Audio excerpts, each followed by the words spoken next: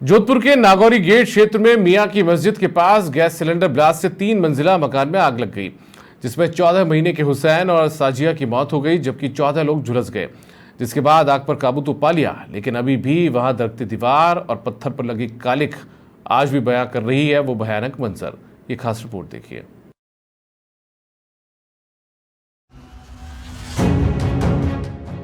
जोधपुर शहर के नागौरी गेट क्षेत्र में मियां की मस्जिद के पास एक मकान में आगजनी का वो मंजर दिखाई दिया जो शायद जीवन में कभी भूल नहीं सकते।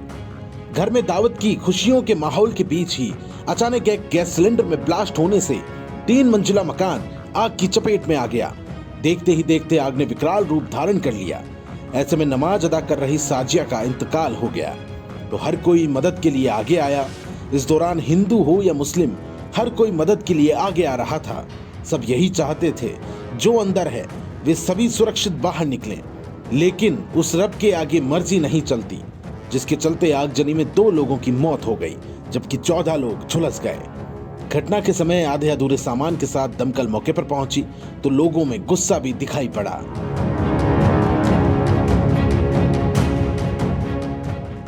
मेरे बच्चे से काम हुआ बहुत गलत हुआ है।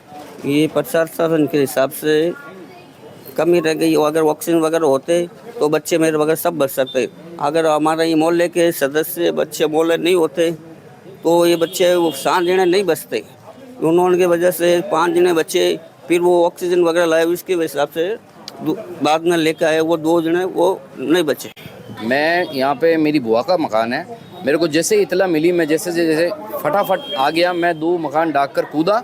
मैंने 7 जनों को भाई के साथ मिलकर निकाला। 5 जनों को मुझे पता ही नहीं कि वो अंदर इतना अंधेरा, इतना धुआं था कि मेरी हालत ख़राब हो गई।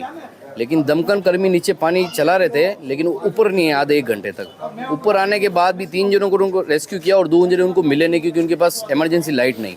अब 2 इमरजेंसी लाइट वो आधे 1 घंटे बाद मोहल्ले वालों ने इमरजेंसी लाइट का जुगाड़ किया, तब जाकर वो अंदर जो सुमिया और सुमिया का जो बच्चा जिसका इंतकाल हो गया है उसको वहाँ से वो लेकर आए, निकाल के लेकर आए, वो आग लगने के 1.5 से 2 घंटे बाद। आगजनी की इस घटना में घर की 3 मंजिलों में अलग अलग कमरों में महिला, पुरुष और बच्चे फंस गए थे। घटना के बाद अभी भी वहां दरकती दीवार और पत्थर पर लगी कालिख वो भयानक मंजर बयान कर रही है। ऐसे में वो मंजर किसी की आंखों से नहीं भुलाया जा सकता, क्योंकि गैस सिलेंडर के ब्लास्ट के साथ घर के अंदर प्रवेश के साथ आग की घटना हो गई। ऐसे में सभी बाहर आने की बजाय अंदर की ओर चले गए। उन्हें क्या पता था कि उनके लिए बाहर निकलना भी मुश्किल हो जाएगा। देखते ही देखते 16 जने धुएं की चपेट में आ गए और दम घुटने की वजह से अंदर ही बेहोश हो गए। ऐसे में आज भी दरकती दीवारें और पत्थर की छत को देखकर परिवार उस मंजर को याद करने के साथ ही आंसू बहा रहा है।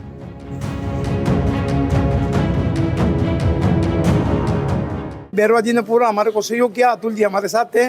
उनमें उन्होंने हमको राइटिंग में कहा है कि आपको 5-5 लाख रुपए तो मुख्यमंत्री से और 6-6 लाख रुपए शायद गैस कनेक्शन एजेंसी से और 20-20 हज़ार रुपये जो दे दो जो आपके घायल हुए उनको। उसके बाद में 5 लाख रुपए मकान बनाने के लिए वो भी हम करवा देंगे। तो उम्मीद है इसमें 20-25 लाख रुपए देने की उन्होंने घोषणा की, जिसकी वीडियो क्लिप मेरे पास में है। जोधपुर शहर के बाजार में कहीं न कहीं छोटी गलियां और आधे अधूरे सामान की वजह से दमकल कर्मियों को परेशानी का सामना करना पड़ा। ऐसे में प्रशासन को भी इस हादसे से सबक लेते हुए भविष्य के लिए तैयारियां करनी आवश्यक है, अन्यथा बड़ी आगजनी की घटना में ऐसे मंजर नजर आएंगे।